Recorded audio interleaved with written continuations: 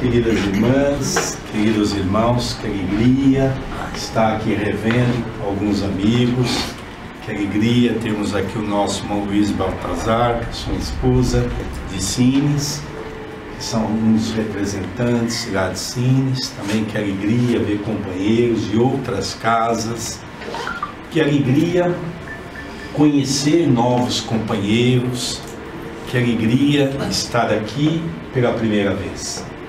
Que alegria podermos compartilhar esse momento tão sagrado que a doutrina espírita confere a todos nós, para falarmos de uma temática pela qual essa temática nos trouxe a casa espírita. Essa temática nos trouxe a esse momento pela qual nós vamos compreender um pouco melhor toda essa dinâmica da qual vamos entender o princípio do sentido aonde começou o Espiritismo.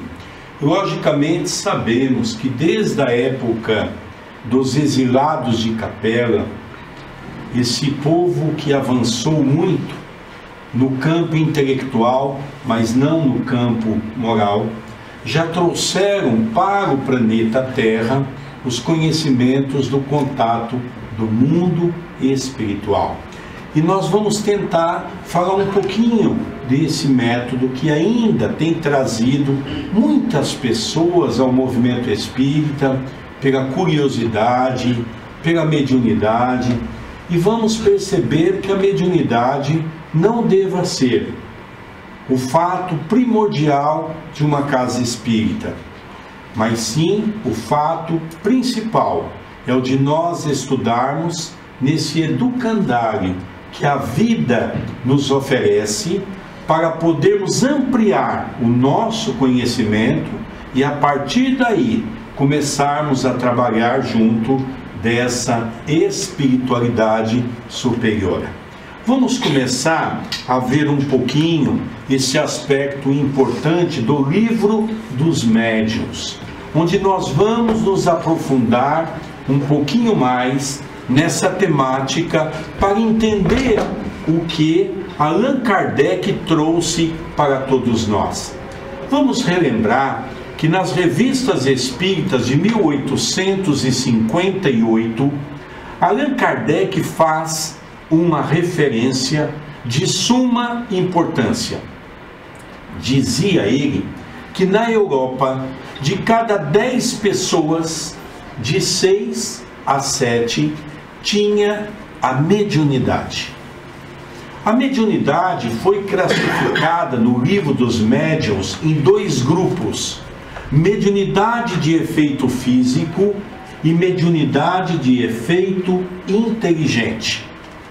O Livro dos Médiuns é dividido em 70 tipos de mediunidade.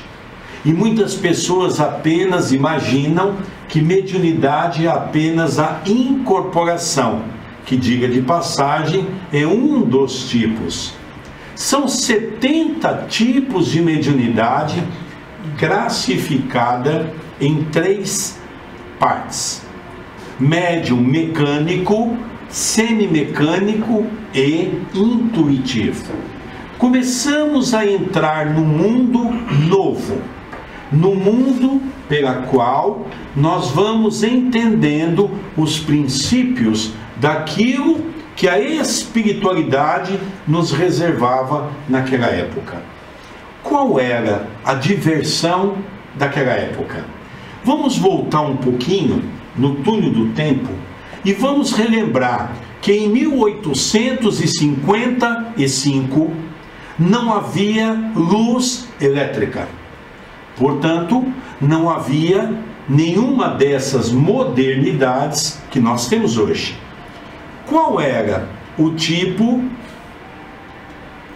de, poderíamos dizer, qual era o tipo de situação que as pessoas viviam no campo do divertimento? Eram música, sarais, orquestras,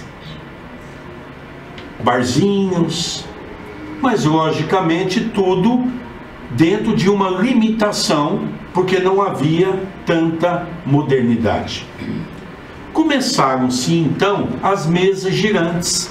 Colocava a mão sobre uma mesa dessa e ela começava a rodapiar sobre um ambiente, chamada de mesas girantes.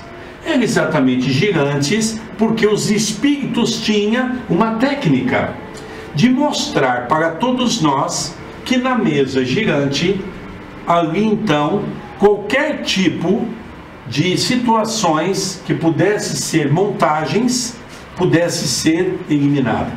Então as mesas não iam de um lado para o outro, seja no vertical, seja no horizontal.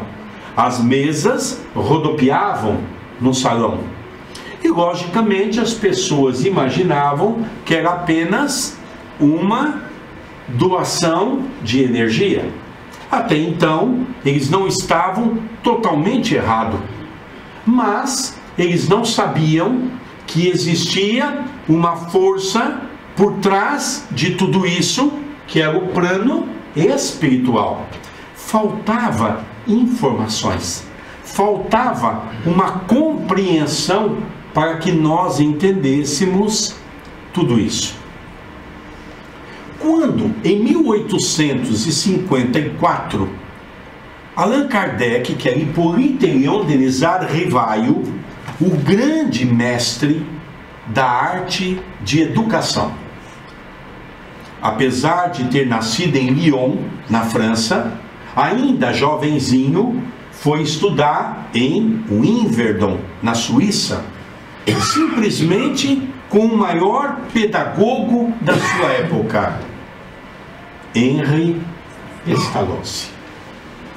E já ainda jovenzinho, ele adquire um respeito tão grande por Henri Pestalozzi, que Henri dá a ele a escola para que ele administrasse por algum tempo, enquanto ele fosse visitar partes da Europa para trazer novos alunos.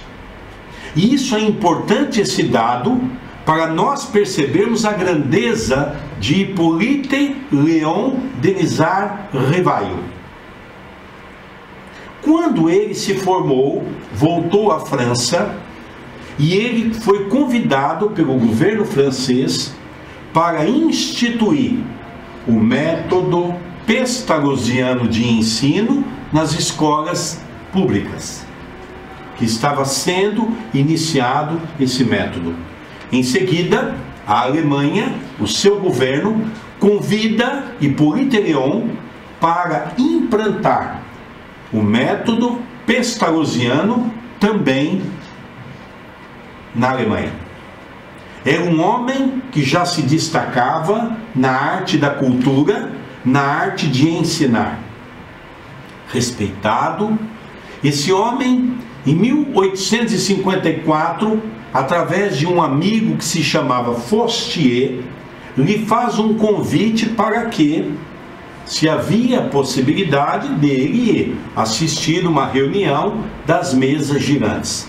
Ele achava aquilo tudo bobagem, era um homem culto, e ele, durante um ano, ele recusou o convite. Até que um dia, o amigo insistia tanto, que ele resolveu aceitar o convite. E quando ele vê as mesas girantes, ele ficou observando. Era um homem que observava, era um homem que analisava, um homem frio, calculista, no sentido de um homem que usava a razão. Quando no final de uma sessão, o amigo lhe perguntou: Hippolyte, o que achou da reunião? E ele diz: fantástica. E a primeira frase que ele diz é uma frase imortal. Por trás de um ser inanimado existe um ser inteligente, porque uma mesa não tem cérebro para pensar e nem músculos para se movimentar.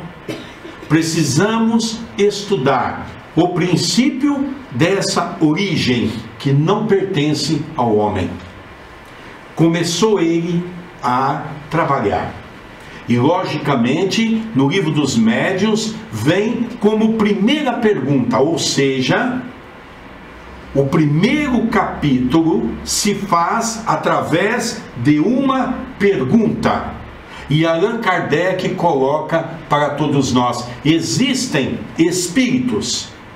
Foi daí que se iniciou todo um trabalho de comunicação com o mundo espiritual. Gostaria de fazer uma ressalva que Allan Kardec não inventou a roda. Allan Kardec apenas teve o papel fundamental de fazer com que a doutrina pudesse ser codificada. E há uma diferença enorme, Luiz, em tudo isso, porque a mediunidade sempre houve. Se eu estudar as religiões, desde as suas eras primórdias do primitivismo, nós vamos perceber que desde Abraão, desde Moisés, desde os grandes profetas, a mediunidade sempre ocorreu no meio dos homens. É verdade que de maneira esparsa, a ponto daquele que foi o chamado precursor do cristianismo, amado, que foi Sócrates, diz ter um amigo chamado Daimon, pela qual ele consegue trazer as informações do mundo espiritual para que ele pudesse filosofar sobre a vida. E começou-se ao longo de muito tempo. Então nós percebemos que desde que seres mais inteligentes do que os primatas que aqui residiam, todos eles já trouxeram no seu íntimo a bagagem da mediunidade. Mas precisava ser codificada, precisava ser trazida toda ela para um único aporte, para que nós pudéssemos entender. E começa Allan Kardec do básico, explicando quando, a 18 de abril de 1857, Allan Kardec, Hipólito Téléon vai publicar o primeiro livro, que é o Livro dos Espíritos. Ele então pergunta ao Espírito da Verdade qual o nome que ele deveria assinar. E os Espíritos disseram: poderás assinar a obra como Allan Kardec. Ele, Hipólito Téléon, havia, na época do Cristo, vivido numa comunidade que chamava as Gálias, e havia um povo chamado os Druidas, e esse povo já era um povo que acreditava na reencarnação, na vida após a morte, na comunicabilidade com os espíritos. E Allan Kardec era um sacerdote dessa comunidade, e que ele, Hipólito Téléon Denizar Rivaio, era a reencarnação de Allan Kardec. Então pediu a ele que usasse o nome pseudônimo de Allan Kardec. E a partir daqui nós vamos tratar então não do professor, do mestre Hipólito, mas vamos tratar do espírita, do homem, do codificador Allan Kardec. E Allan Kardec então faz essa pergunta importantíssima: existem espíritos? E nós vamos ver que a causa principal da dúvida sobre a existência dos espíritos é a ignorância da sua verdadeira natureza. Ou seja, a maioria das pessoas criticam algo que não conhecem. A partir do momento em que nós passamos a conhecer a fundamentação dessa questão, nós passamos a perceber que quando passamos a entender que o mundo espiritual existe e que os espíritos que vivem no mundo espiritual não é nada mais e nada menos do que aqueles homens que tinham um corpo perderam o corpo e continuaram sobrevivendo. Nós vamos aqui fazer duas observações importantes, porque tenho a certeza que muitos companheiros aqui são novos na doutrina espírita. Não é isso, amado? Primeira coisa de suma importância. Nós tínhamos uma dificuldade para entender o que é o mundo espiritual. Mas aí nós vemos a importância dos espíritos usar um educador. Não foi à toa que Hipólito Leão era um professor, porque houve a necessidade de trazer palavras novas para conceitos novos, sem viciações, para que pudéssemos entender claramente a verdade. Foi por isso que se criou as palavras espírita, espiritismo, espiritista. Foi aí que se criou a palavra perispírito, médium, medianeiro. Várias palavras foram criadas em um novo dicionário para que nós pudéssemos não viciar naquelas palavras já tão deturpadas. Como, por exemplo, no Velho Testamento, nós vamos encontrar a palavra médium naquele episódio pela qual diz que Moisés coibiu o contato do uso dos pitons e das pitonisas com o mundo espiritual. Ou seja, os pitons, os homens, as pitonisas, as mulheres, eram os médiuns da sua época. Só que Moisés percebeu que começou-se a ter comunicações inferiores, de pessoas que iam para saber o seu resultado da sua vida pessoal. Então, se colocássemos pitons e pitonisas, iriam criar uma grande confusão. E houve a necessidade de criar a palavra médium, medianeiro.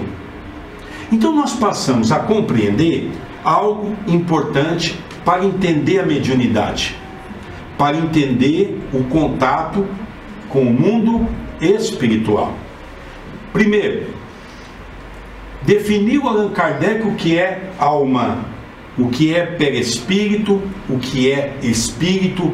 Começou-se a se colocar cada coisa no seu verdadeiro sentido. Espírito. Todos nós somos espíritos. Tanto aqueles que aqui se encontram, que é uma multidão incalculável pelos irmãos que aqui estão, capaz de enxergar apenas o chamado médiuns de dupla visão. E nós temos nós, que somos os encarnados. Vamos começar a dar nome aos bois, como falamos lá no Brasil, não é, Luiz? Vamos dar nome às coisas para entender. Então vamos entender que nós, começar pelos encarnados, que tem um corpo, aonde somos divididos em três partes. O espírito, que segundo Allan Kardec, no livro dos Espíritos, diz que é uma flama, uma luz. Diz para todos nós que é algo que ilumina. Depois nós vamos ter uma palavra que Allan Kardec trouxe, que veio ser exatamente o que faltava para compreender um pouco mais esse elo de ligação. O perispírito é um corpo semimaterial que abriga o espírito. Por exemplo, o nosso planeta é um planeta tão atrasado, aonde o espírito não conseguiria sobreviver sem um corpo perispiritual. Por quê?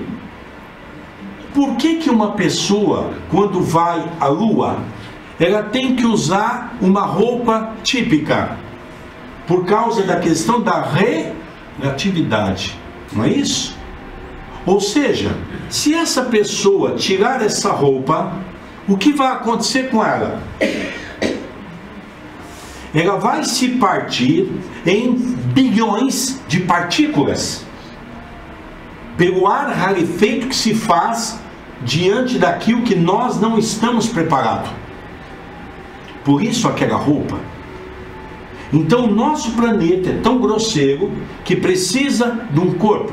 Esse corpo se chama perispírito. As informações já começam a clarear para todos nós o mundo espiritual. É por isso que quando alguém desencarna, se alguém tiver a dupla visão, se alguém tiver a mediunidade do sonho e lembrar do sonho, que também é uma mediunidade, vai ver a pessoa exatamente como ela era quando estava no corpo físico. Então esse é o perispírito. Mas essa palavra tinha que sair do espiritismo. E veio o Dr. Hernani Guimarães de Andrade, um grande cientista brasileiro, reconhecido no mundo todo, professor universitário da USP, desencarnou recentemente, e como cientista ele criou a palavra MOB, exatamente para identificar no meio científico o que é o perispírito, que ainda está ligado no conceito religioso. O MOB significa modelo organizacional biológico. Para que a gente possa entender um pouco isso, que muitas coisas já estão indo para a ciência. O Espiritismo apenas a codificou, trouxe a luz para a humanidade. E o terceiro é o nosso corpo físico. Ou seja, o espírito não tem 3 partes. O espírito só tem 2 partes. O espírito e o perispírito. Até aqui todos entenderam? Para a gente poder entender o que é a mediunidade, não é? Então, só que como é que nós vamos dizer espírito encarnado, espírito desencarnado? Não. Allan Kardec então diz, olha, vocês que estão no... Os espíritos falam para Kardec, vocês que estão no corpo, que tem as 3 partes, vai chamar alma. Então, quando eu ler um livro que estiver escrito alma, significa um ser. Isso. E quando o livro diz espírito, é porque é um ser. Muito bom, já não precisa falar mais nada, Marco. O povo já entendeu toda essa parte, não é? E essa parte é muito importante. Porque toda a comunicação mediúnica, e eu me lembro que quando eu ajudei a organizar, fui um dos organizadores do 12º Congresso Espírita de São Paulo, que é o maior congresso espírita do Brasil, pela USE, Campinas, eu discutia esse tema numa das temáticas que eu defendi, porque há uma palavra equivocada, que é a palavra incorporação. Essa palavra, na verdade, não existe no sentido dos primórdios pela qual ela se define. Por quê? Porque incorporação significa incorporar, ou seja, o espírito entrar dentro do ser. E isso é impossível. Não existe, porque a própria ciência diz que 2 corpos não podem estar no mesmo local. É científico. Mas há, e aí sim, era o nosso discurso naquele momento, a incorporação de pensamento. Olha, Mário, há uma diferença. É a incorporação de pensamento. Pensamento para pensamento. Os espíritos incorporam o seu pensamento no meu. A ponto de Paulo, em uma das suas epístolas, já dizia: é mais fácil esconder um homem de outro homem do que o pensamento dos espíritos. Paulo já conhecia bem essa situação.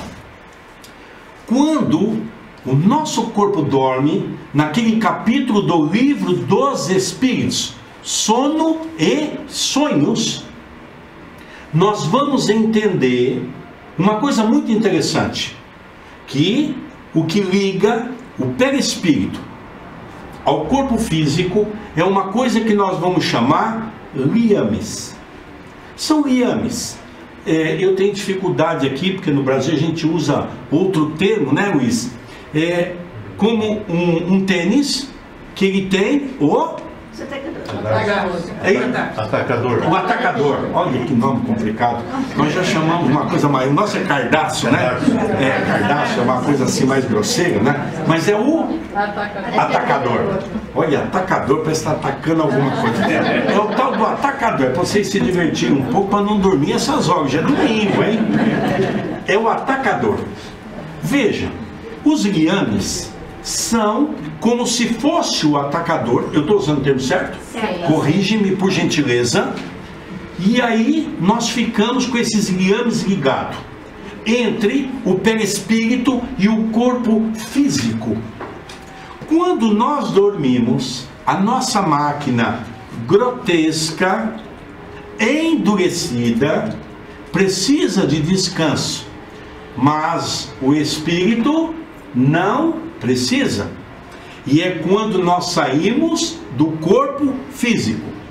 Esses atacadores são soltos, afrouxados, é isso?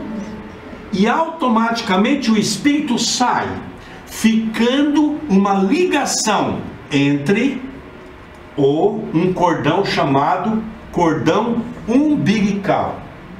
Gente, que coisa maravilhosa quando eu leio o Novo Testamento. Paulo tem uma mensagem fantástica, que numa das suas epístolas ele diz: fui eu dormir e fui despertado no lugar lindíssimo. Eu consegui enxergar o meu corpo na cama e eu fui levado para um lugar indescritível. Mas eu percebia que eu era ligado ao meu corpo por um cordão prateado. Paulo já se referiu isso há 2000 anos. Um cordão prateado ligado ao meu umbigo. E de repente eu estava numa zonas de grande luz. E aí nós viemos então entender que era o cordão umbilical que liga o perispírito ao corpo físico. Então precisava compreender essa história do espírito. Por isso ele fala para todos nós essa questão, a ignorância. Se eu chegar para o Luiz, chegar para o Amaro, dizer para eles assim, dois amigos brasileiros, falar: olha, ô Luiz, você é ignorante com referente a tal, você é ignorante sobre isso. O Luiz vai ficar bravo comigo, porque parece que a palavra ignorante é uma palavra ofensiva. É que nós criamos a condição de ser ofensiva, mas ser ignorante não é. Por exemplo, alguém aqui fala o polonês? Ninguém fala o polonês? Então, se eu não falo polonês, eu sou ignorante para a língua polonesa. A palavra ignorante significa ignorar algo. Nós até hoje tivemos uma restrição com referência ao Espiritismo, dizia Kardec, já em 1857. A partir de 57, quando ele fala para nós que é a questão da ignorância da sua verdadeira natureza. A partir do momento em que nós começamos a entender tudo isso, tudo ficou mais fácil, não é? Vamos seguir um pouquinho mais para nós entendermos não é? O segundo capítulo do Livro dos Médiuns é exatamente o maravilhoso e o sobrenatural. Isso aqui ainda é o que atrai muitas pessoas para uma casa espírita. É o sobrenatural. A gente parece que tem uma necessidade de ver os espíritos falarem, os espíritos se manifestarem, não é? Ora, quando eu aqui estou falando com vocês, eu sou um espírito. Ou não? Eu não preciso ouvir os espíritos, mas há essa necessidade. Lembremos que a doutrina espírita é científica, filosófica, de conceitos morais que a partir de 1863 Allan Kardec fala em todas as revistas espíritas religiosas. Aceitemos sim ou não, Allan Kardec fala a partir de 1863 que a doutrina espírita é um tripé: filosófica, religiosa e científica. Aqui nós vamos ver exatamente essa resposta. Vejam, o que é maravilhoso? Segundo vós, aquilo que é sobrenatural. Ou seja, aquilo que é uma coisa que parece sobrenatural, aquilo é maravilhoso. Por quê? Porque nos encanta. Depois, e o que entendeis por sobrenatural? O que é contrário às leis da natureza. Bom, aqui nós vamos resumir. O que é sobrenatural? É o natural desconhecido. Para nós, que somos estudiosos dessa doutrina, qualquer assunto na temática mediúnica para nós não é novo, porque somos estudiosos dessa área e temos que conhecer os fenômenos. E isso tudo para nós é muito natural. Então Kardec vem mostrar para nós a importância. Primeiro, existe espírito? Sim. É uma coisa natural. A nossa ignorância que não permite avançar na lei da natureza. Segundo capítulo, é maravilhoso, é sobrenatural. Ele diz, não, não é sobrenatural. Porque a partir do momento em que eu desvendar o sobrenatural, ele passa a ser o natural conhecido. E aí então já não tem mais nada que para mim seja desconhecido. No capítulo 3º, Kardec havia a necessidade de criar um método. Ou seja, a doutrina estava, naquele momento, estava começando a se formar. E aqui uma frase que nos chama muito a atenção é exatamente essa: o desejo muito natural e louvável dos adeptos, que não se precisaria se estimular, é o de fazer prosélitos. Isso é uma das coisas mais belas do espiritismo. O primeiro dia que eu entrei numa casa espírita, eu então, logicamente, fui com uma grande maioria que está a dor, a mediunidade bastante avançada. Eu era tratado num hospital psiquiátrico desde os 12 anos de idade, já tomando remédio de tarjas preta, já naquela época, porque não se compreendia o que é a mediunidade. Mas, quando eu entrei no centro a primeira vez, eu participei de um estudo. E o nosso professor, que estava ministrando a aula, ele estava falando sobre proselitismo. Eu era gerente de banco, eu era gerente adjunto de uma agência do banco. Já nessa época, eu já tinha um cargo numa agência bancária com 22 anos de idade. E eu então estava morando numa república, acho que é aqui que se chama também república, onde ficam os alunos, né, onde fica um grupo de pessoas. Estava eu com um grupo de amigos do banco.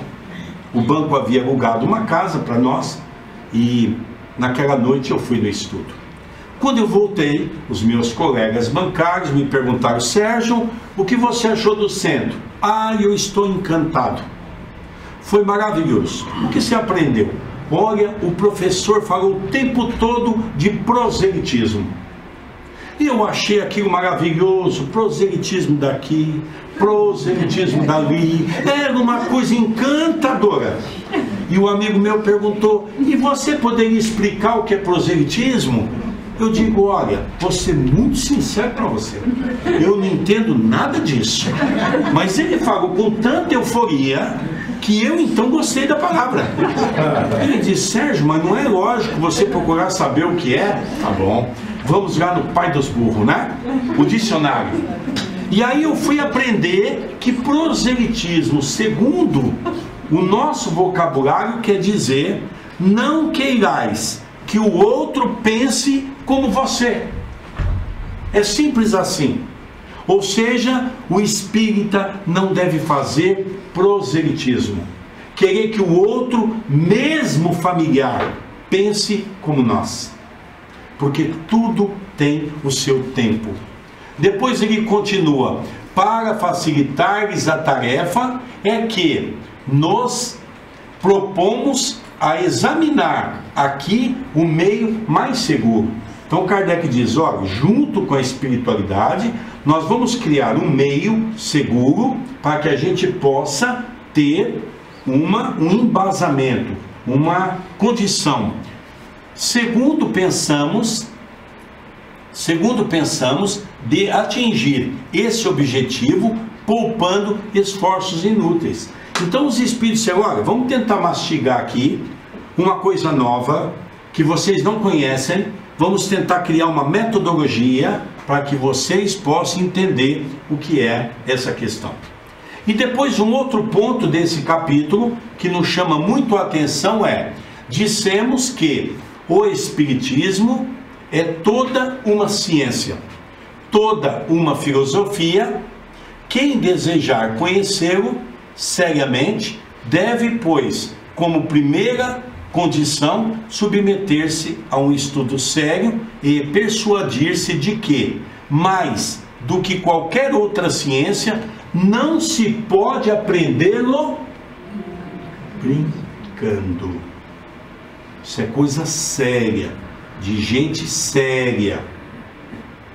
No livro A Gênesis, Allan Kardec diz que se um químico, se a pessoa não for químico e for manusear produtos químicos com a ponta dos dedos, fatalmente vai as queimá-la.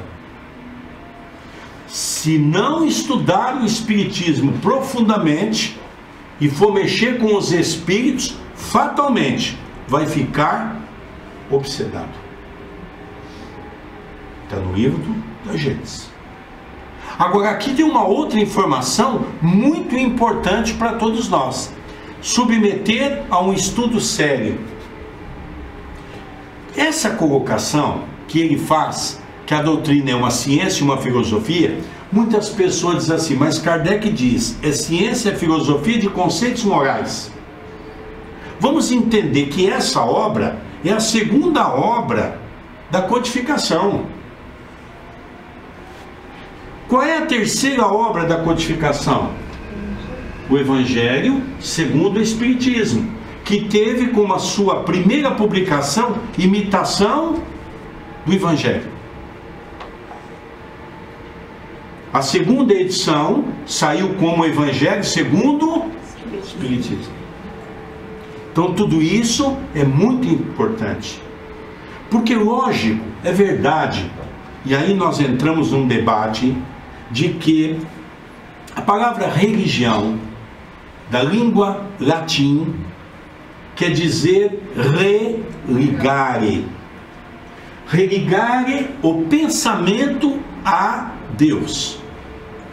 Qualquer pessoa que eleve o pensamento ao alto e faça uma prece, naquele momento ele está sendo um ser religioso. Na concepção da palavra, é verdade que a doutrina espírita não é religião segundo os conceitos dogmáticos. Ou seja, nós não somos religião dogmática, uma fé cega.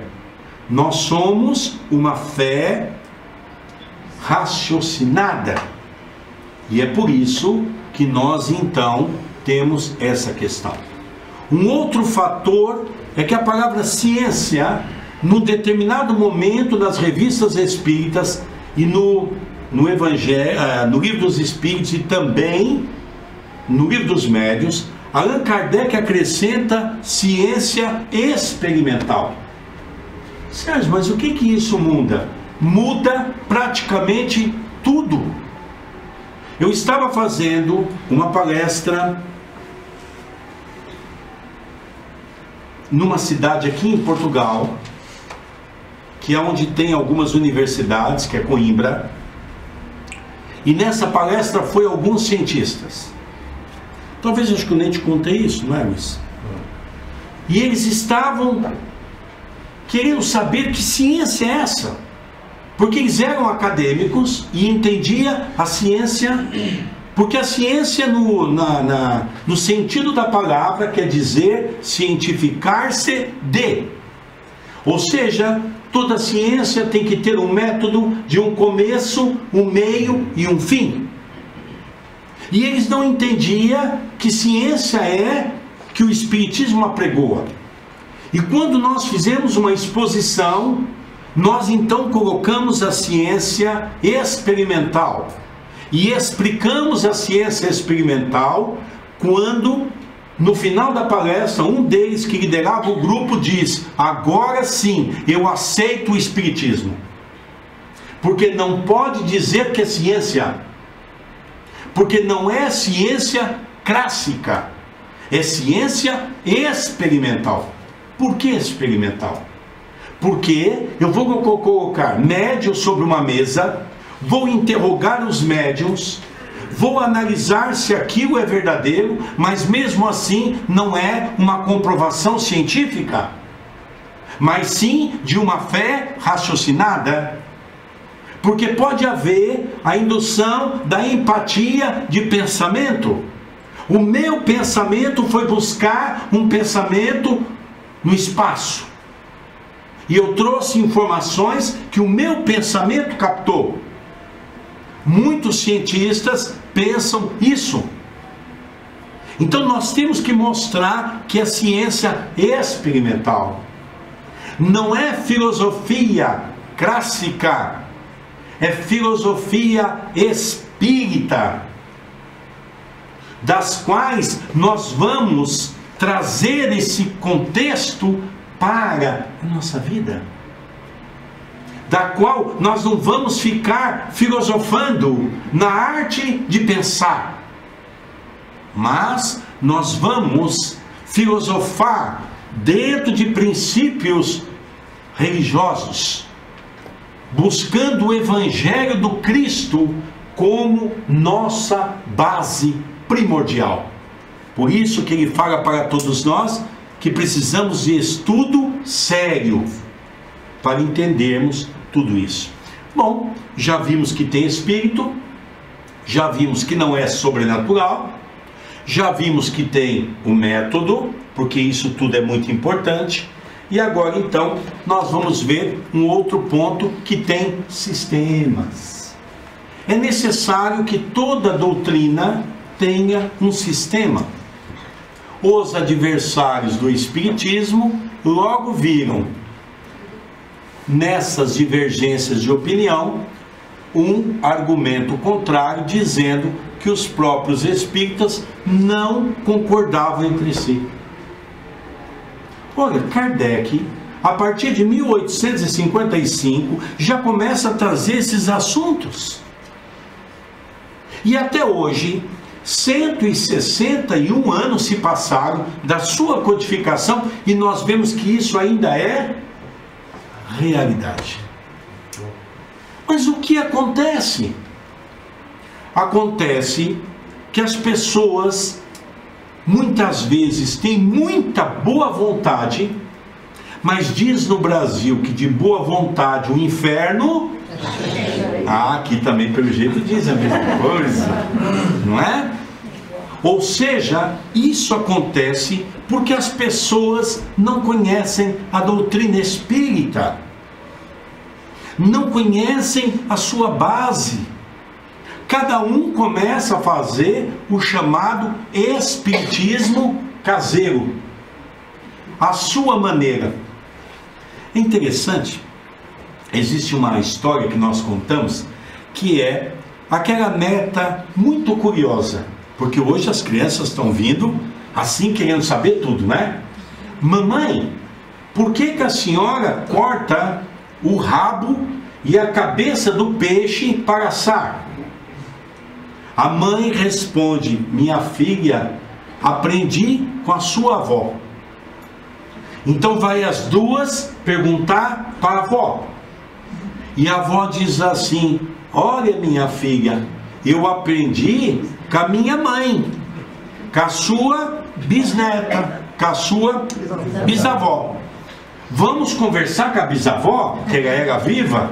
E a bisavó, com toda essa sabedoria, diz assim: é porque, minha filha, na minha época as formas eram pequenas, então tinha que cortar a cabeça e o rabo para o peixe ficar ali dentro. Nós espírita, mais ou menos somos assim. Cortamos a cabeça, viu, Amaro? Cortamos o rabo porque a gente ouviu que alguém disse assim. E o espiritismo não pode ser assim. O espiritismo não pode ser assim.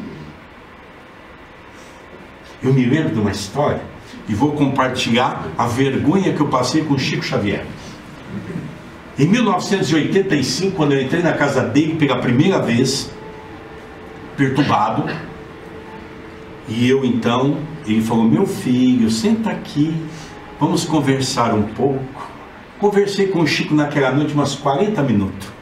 Para mim foi um divisor de águas da minha vida, sem sombra de dúvida.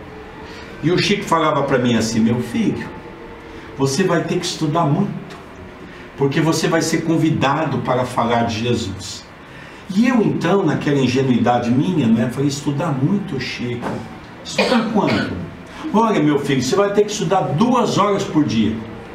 E eu, cabecinha pequena, pensei: o Chico tá louco. Olha a ingenuidade dos pobres mortais. O Chico tá louco. O Chico inclinou o corpinho na cadeira assim e falou assim: ai, meu filho, não tô louco não. Eu falei: ai, meu Deus, pensar perder esse homem já é um perigo. Aí eu disse: olha, Chico, mais 2 horas, Chico, vamos rever, que a gente é sempre assim, não é? Quando alguém vem falar alguma coisa pra gente, a gente quer sempre diminuir a metade da coisa, não é? A gente vê que o centro tem um tratamento para fazer, a pessoa fala: você vem no centro 6 semanas. O caboclo olha pra gente, a pessoa olha pra gente e diz assim: não dá para vir 3? E ele já começa a contar.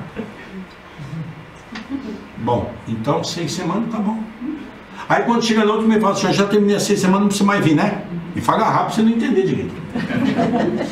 Eu digo assim: agora você teve o aperitivo. Agora nós vamos para um outro tratamento. Agora é 10 semanas. Ah, tá bom. E aí quando dá 10 semanas, ele fala assim: ai, graças a Deus, eu estou livre do centro. Não preciso mais vir, não é? Não, agora só fazer um tratamento de 6 meses. Quando a gente vê que a pessoa começa a dificultar, a gente também dificulta, não é? Então para a pessoa ir assim. Aí eu falei para o Chico assim: ai, Chico, 2 horas, Chico. Olha, estou pensando em casar. Nem tinha casado. Eu penso em ter filho. Nem sabia se podia ter filho. Olha, Chico, mas 2 horas não é muito, não, Chico.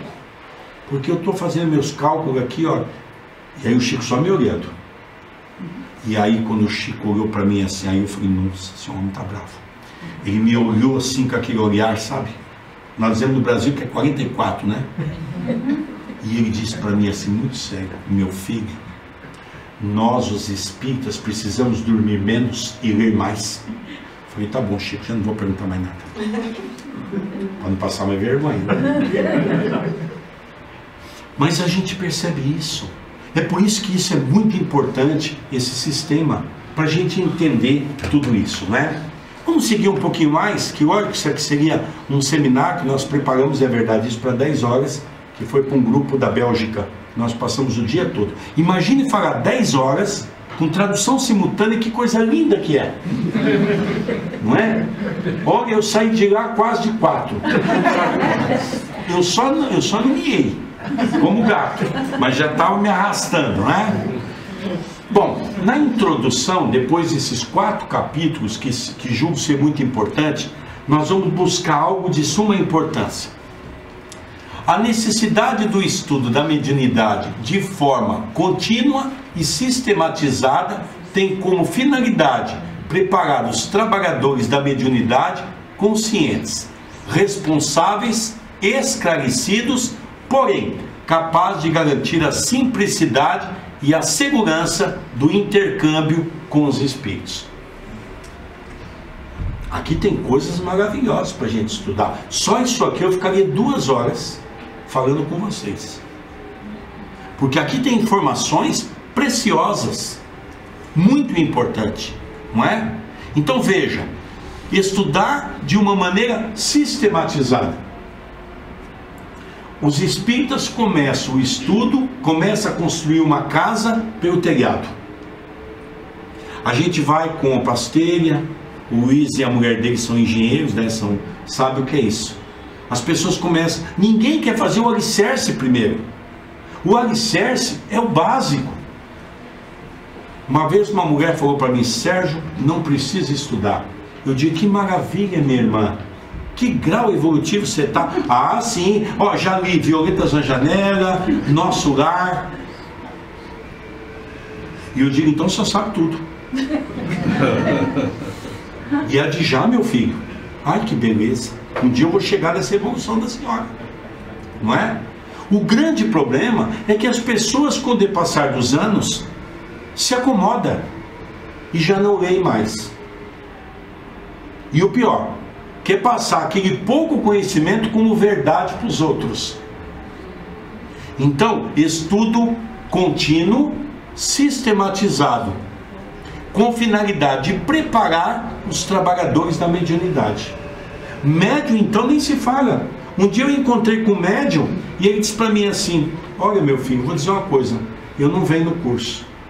Eu digo: é mesmo? E por quê? Ah, porque eu não preciso.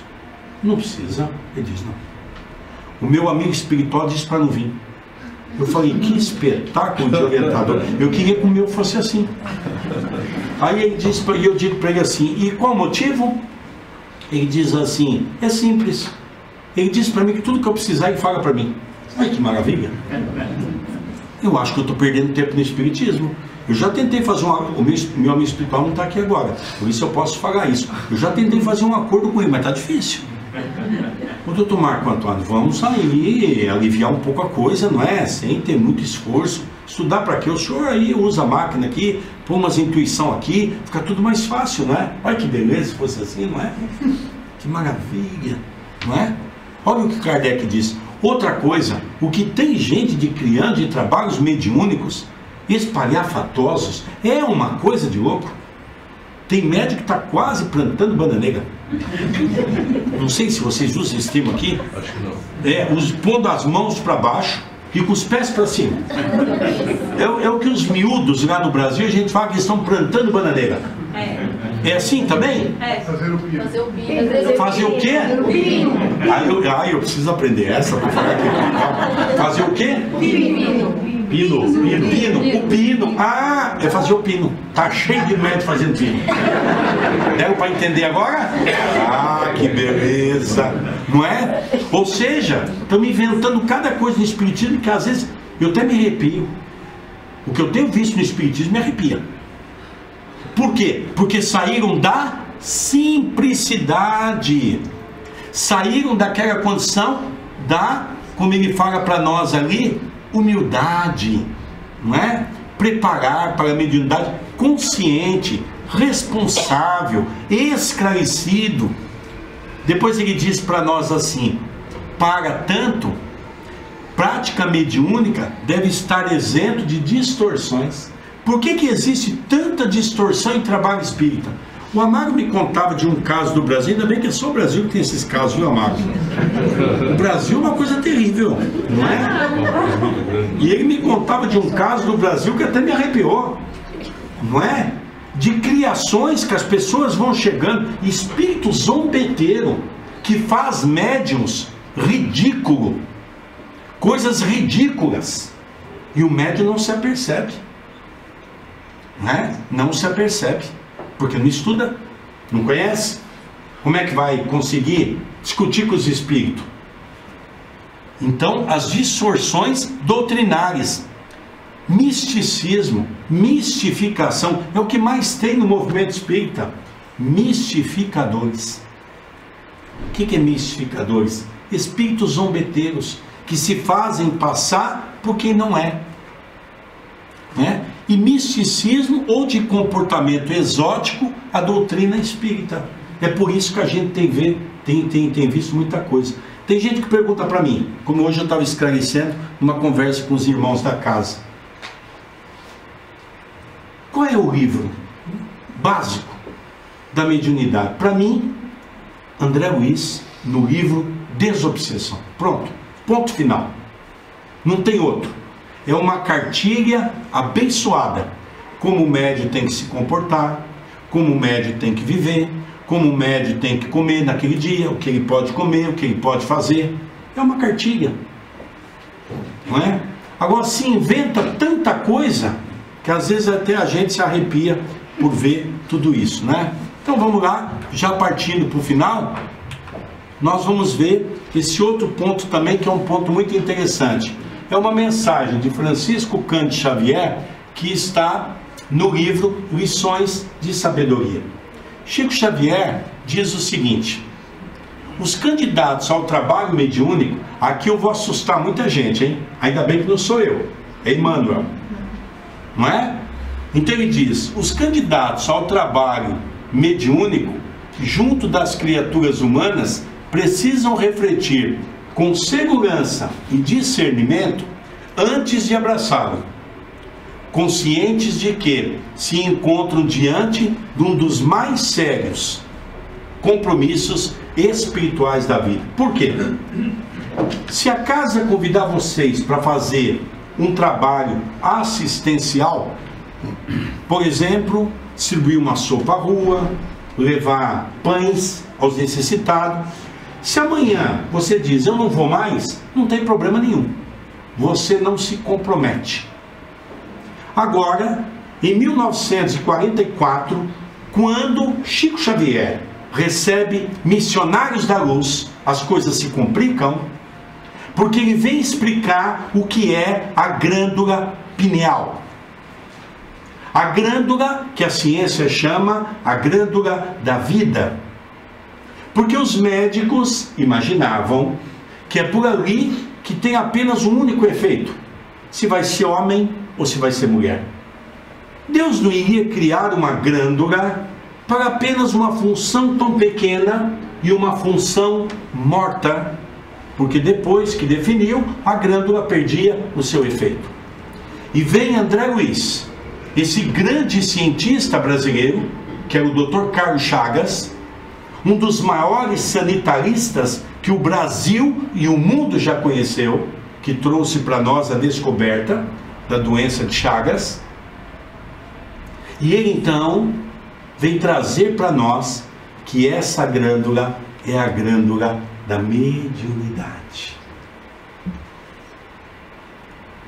Depois, com o depassar dos anos, as máquinas foram, logicamente, sendo aperfeiçoadas, até que, num determinado momento, nós percebemos que existe, através dos estudos feitos por um médico chamado Dr. Sérgio Felipe de Oliveira, ele demonstra aquilo que Chico já havia dito por André Luiz. Ele não criou nada, diga de passagem, ele apenas comprova o que já estava desde 1949, de que a glândula pineal ela é como se fosse uma pequena glândula, apresenta em forma de como se fosse uma pirâmide fechada.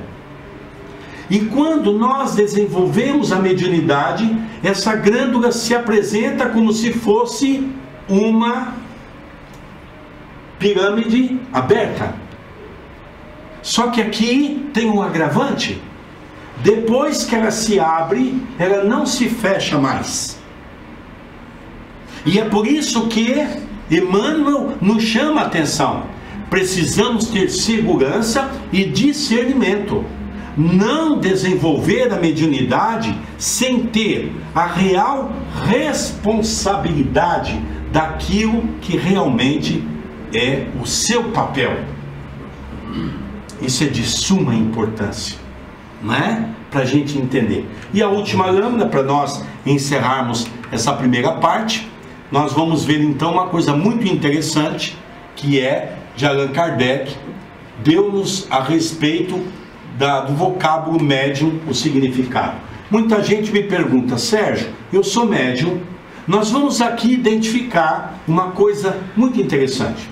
O primeiro ponto é que Allan Kardec diz: todo aquele que sente, num grau qualquer, a influência dos espíritos é, por esse fato, médium. Ou seja, todos nós, de uma certa maneira, somos médiuns. Alguns mais de uma intensidade maior, alguns de uma intensidade menor, mas quando estudamos os 70 tipos de mediunidade, vamos sempre nos encaixar em alguma. Essa faculdade é inerente ao homem. Eu ouço tanta bobagem no movimento espírita que eu já ouvi muita gente dizer: Sérgio, eu tenho um cãozinho em casa que é médium. Eu até encosto para não cair. Um cão não pode ser médium. Um cão não vê espíritos. Allan Kardec trata desse assunto de maneira extensa nas revistas espíritas. Por isso, ele afirma que médium é apenas uma faculdade inerente ao homem. E Kardec vem explicar que quando o cãozinho olha para um lado, começa a latir, ele pode ter uma sensibilidade, mas ele não tem a dupla visão de ver os espíritos. É importante compreendermos isso. Não constitui, portanto, um privilégio exclusivo. Por isso mesmo, raras são as pessoas que dela não possuem alguns rudimentos, ou seja, algumas especificações. E depois ele diz assim: médium é pessoa que pode servir de intermediário entre os espíritos e os homens. Allan Kardec, no livro dos Espíritos, pergunta se os espíritos interferem em nossas vidas. E os espíritos respondem: muito mais do que vós o imaginais. Na grande maioria das vezes, e aqui nos assusta, são eles que vos dirigem e vos guiam. É assustador. Por isso, a preparação que temos que ter. Lógico que o nosso tempo esgotou-se, porque daqui a pouco nós temos que um horário bastante apertado. Nós temos que sair daqui a 5, 5h10, né, Luiz? Para estarmos 7, 7h10 em Sines. Nós vamos jantar com a nossa irmã Violeta, a dirigente da casa, e depois nós ainda temos a palestra lá, mas queremos depois colocar isso para pergunta e resposta, para a gente otimizar um pouco esse estudo, né? Então que Jesus nos abençoe, nos proteja, nos ilumine e nos guarde hoje e todos sempre.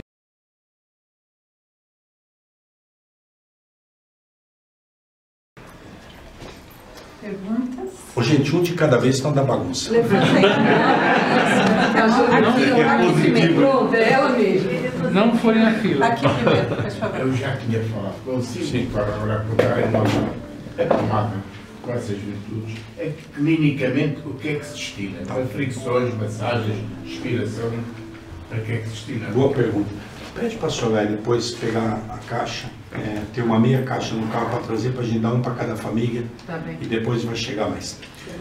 Segundo o Chico Xavier, que foi um dos grandes propagadores da pomada no Brasil, ele dizia que a pomada é uma farmácia ambulante. Então o Chico dizia numa noite que se nós, por exemplo, tivermos problema de sinusite, renite, que nós esquentássemos uma água bem quente colocasse um pouquinho de pomada e fazêssemos a inalação. Pessoas que, por exemplo, o Chico dizia que tem qualquer corte no corpo, queimadura, você passa a pomada para qualquer ferimento, para qualquer ferida, aquilo cicatriza. Uma coisa interessante, ela tem um poder de cicatrização que não fica nem marca. Tem pessoas que usam, e o Chico orientava isso, está na internet. É lógico que aqui eu vou falar para que as pessoas entendam bem, pessoas que têm problemas estomacais, do fígado, às vezes até problema de cancro, que as pessoas pudessem colocar no miolinho de pão, muito pouco apenas, e ingerir. Mas isso tem que ser um pouquinho mesmo, para que aquilo pudesse fazer um efeito magnético nos nossos órgãos do corpo. Então, o Chico falava, quem tem, por exemplo, hemorroida, poderia fazer um banho de assento numa água morna com a pomada. Então, o Chico dizia que era uma farmácia ambulante. Serve para todos os tipos de doença. Nós tivemos um caso de uma companheira, uma chamada Luzia, esposa do Rubens. O Rubens é presidente de uma grande casa espírita em São Paulo. E ela teve um câncer nas mamas, um cancro. E ela então falou, Sérgio, como eu devo proceder? Eu falei, quando você vai fazer a quimioterapia, você passa um pouquinho, uma pomada, uma camadinha e vai fazer. E aquilo assustou um pouco a equipe médica do Hospital do Cancro em São Paulo, porque ele começou a perceber que os seios dela não ficavam nem vermelhos. Que aquilo é uma coisa muito desagradável, as mulheres que fizeram sabem que queima, é uma coisa terrível, é terrível. E ele percebeu que não ficava nem vermelho, e o médico então chamou ela à parte e diz, olha Rosia, o que você fez? É difícil isso, é a tua fé, o que foi? Ela falou, olha, eu sou espírita e eu uso uma pomadinha que é feita por um amigo, por uma casa, e é uma pomada de ordem espiritual, e eu passo uma camadinha.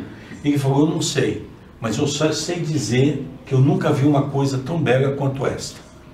E no hospital, eles têm as equipes das mulheres que fazem terapia, uma para ajudar a outra. E ela então, ela perguntou, eu posso divulgar? Ele diz, olha, eu não sei de nada, mas pode, né? E aí ela começou a divulgar e hoje eu mando caixas de pomada para o Hospital do Cancro em São Paulo, que realmente tem feito bem para muitas pessoas.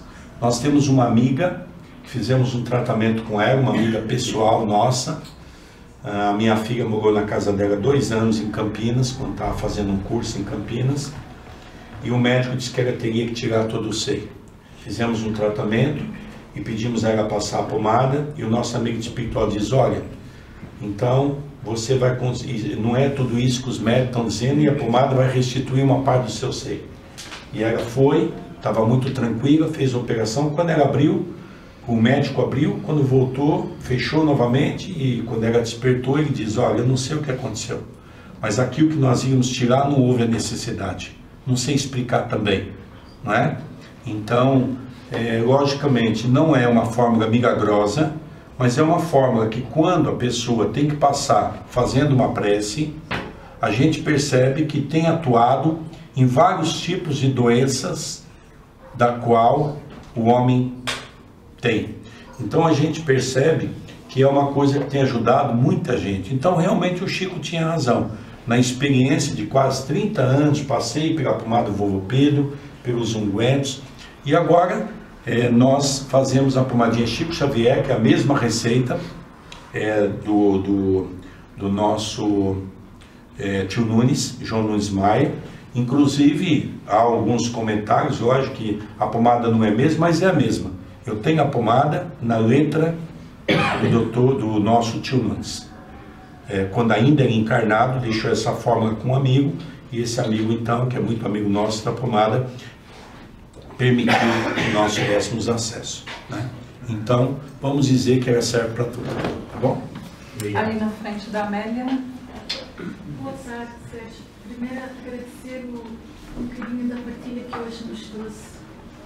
Aqui, eu queria pôr duas questões numa, também, vou tentar que o Sérgio falasse um pouquinho na parte da mediunidade, quando falou do sono e do sonho, por causa de Paulo, de Tarso, queria que desse aqui um exemplo para poder, e falasse um pouquinho aqui da parte da incorporação, mas não é incorporação, porque eu fiquei aqui um pouco com dúvida.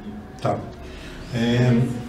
É uma pena, porque o curso, o nosso seminário de mediunidade, eu faço até com exemplos, como é que se processa uma mediunidade, para as pessoas entenderem, né? Hoje o nosso tempo está muito curto, muito limitado. Vamos começar primeiro pelo sono e pelo sonho. Existe um departamento na Universidade Espírita de São Paulo, que hoje tem feito um trabalho muito sério com a questão do sono e com os sonhos. É uma clínica que eles então levam as pessoas para essa clínica e as pessoas ficam alguns dias à noite dormindo sob a tutela dos equipamentos ligados ao cérebro. E a ciência descobriu algo fabuloso, que nós temos uma vida muito mais intensa à noite do que de dia. Aparentemente, era para nós estarmos ao dormir com o nosso cérebro no estado, poderia-se dizer, no estado paralisado, porque não está tendo atividade.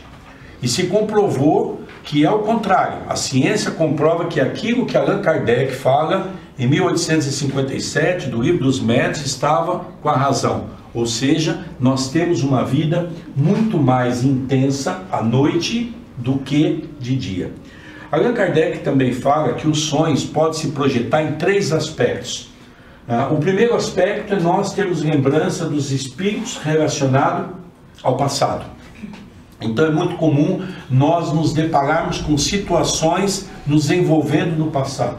Nós temos tratado esses 30 anos que eu tenho de trabalho de atendimento fraterno. Até interessante, acho que eu também não tive a oportunidade de falar por isso, quem criou o trabalho de atendimento fraterno no Brasil fomos nós, pela USE Campinas. Porque nós percebemos que naquele momento havia uma necessidade das pessoas que estavam vindo ao centro e não se tinha um atendimento. Então quem escreveu o primeiro manual sobre isso fomos nós, e em seguida depois o próprio Divaldo também recebeu alguma coisa para completar tudo isso, que foi muito importante. Nós percebemos nesse trabalho todo do processo do sono, de que hoje está havendo muitas pessoas no movimento espírita com pavor de dormir, pânico, verdadeiro pânico em dormir. Por quê? Porque sabe que vão dormir e vão acordar mal. Porque sabe que alguma coisa acontece, mas não consegue explicar o que é. E a grande verdade são esses reencontros com os nossos inimigos, que acabam então fazendo com que eles passem sérios problemas. Isso tudo no centro espírita, com o estudo, com a preparação, com o mediúnico, com o tratamento, nós vamos auxiliando a pessoa e também auxiliando esses espíritos no trabalho de desobsessão. Essa é a primeira pergunta, mostrando que realmente o sono e o sonho tem algo muito interessante. A segunda pergunta, com referência à incorporação, não existe uma incorporação propriamente dito, pela qual a gente subentende que incorporar, ou seja, entrar. É impossível 2 corpos estarem ao mesmo tempo. O espírito não entra dentro de nós. Os 70 tipos de comunicação se faz de perispírito para perispírito.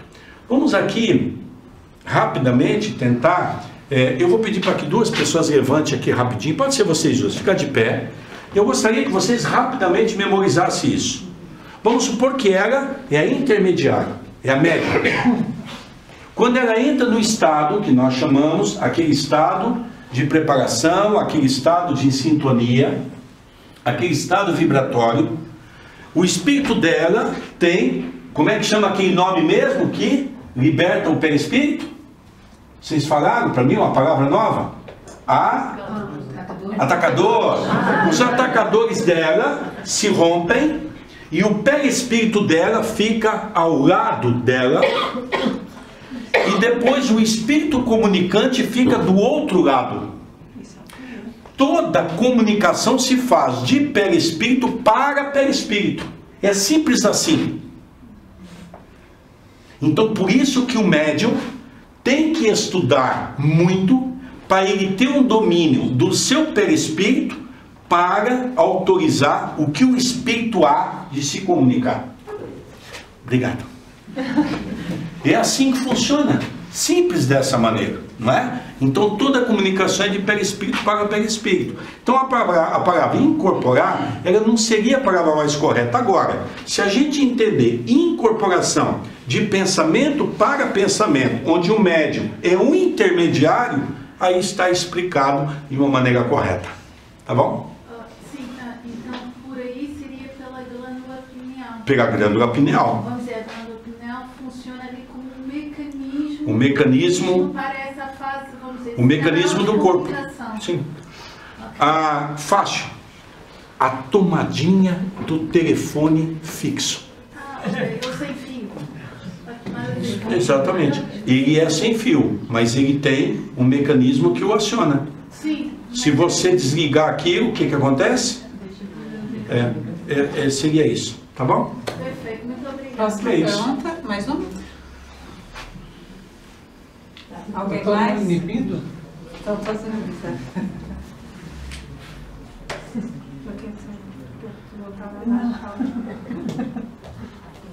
Gente, eu acho que nós vamos ter muito tempo.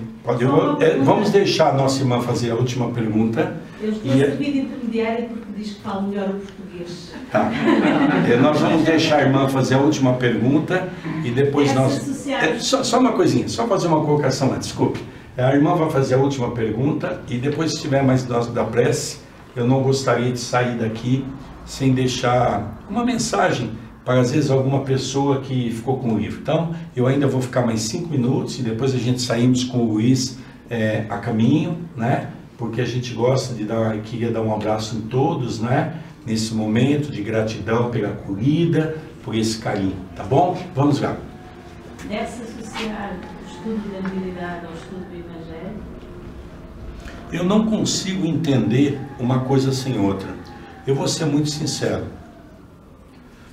Eu ouço muito falar que Kardec pisou na bola, Kardec cometeu uma falha quando ele publicou o Evangelho segundo o Espiritismo. E hoje, conhecendo um pouquinho da doutrina espírita, eu posso afirmar categoricamente, como dizia Chico Xavier, que se eu tirar o Evangelho da doutrina espírita, vai sobrar muito pouco. Vai sobrar quase nada. Porque ciência experimental sem a moral do Evangelho, nada avança. A filosofia sem a moral evangélica, nada funciona. Se tirar a religião, e peço desculpa a quem pensa contrário, que eu também respeito, e aceito debater no campo de Kardec. E vamos nas revistas espíritas, e não há nada nas revistas espíritas que eu descarto. Pois, é que há pessoas que dizem que ser médium não precisa de estudar o Evangelho, nem precisa... Precisa estudar nada. Exatamente. Aí eu não sei quem é mais ignorante, se é o médium ou o espírito que está se comunicando por ele. Não é? Seria isso. Então terminamos? Vamos? Gente, obrigado de coração. Eu queria agradecer a todos. Realmente eu pedi muita ajuda dos nossos amigos espirituais. Confesso a todos vocês. Porque temos feito uma jornada longa. Quem tem acompanhado meu Face tem visto que são viagens incansáveis. Mas ao mesmo tempo, eu me sinto, cada abraço que eu tenho, cada carinho que eu recebo, cada palavra de incentivo para continuar esse trabalho. E sei que o nosso trabalho, junto de Jesus, de todos nós, é muito importante para implantar o cristianismo redivivo. Um beijo carinhoso no coração de cada um de vocês. Como dizia Chico Xavier, a nossa mais pura gratidão pela maneira com que nós fomos recebidos nessa casa. Muita paz a todos.